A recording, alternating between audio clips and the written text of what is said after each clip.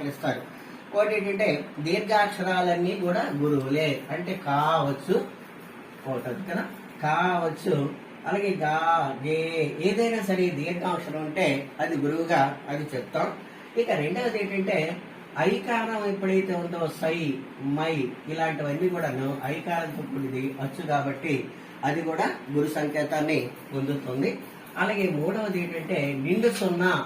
ఈ నిండు సున్నా కం, గం, చం, లం, టం ఇలాంటివన్నీ కూడా నిండు సున్నాలు కూడా గురు సంకేతాన్ని పొందుతాయి. ఎప్పుడైనా గణగణతలు గురువులకు గుర్తించేటప్పుడు కూడా ఈ రెండు సున్నా కలిపే గుర్తించాలి. కం అనాలి, అంతేగాని కాకి వేరేగా సున్నా వేరేగా కాదు. కం. అలాగే గం, టం అది దీన్ని ఏంటట నిండు సున్నా. తర్వాత నాలుగవది విసర్గలు. విసర్గలు అంటే ఇవి. ఈ విసర్గల్ని ఏ హల్లితో కూడిందో గహ, చహ, టహ, తహ ఇలాగా వీటి ఉభయాక్ష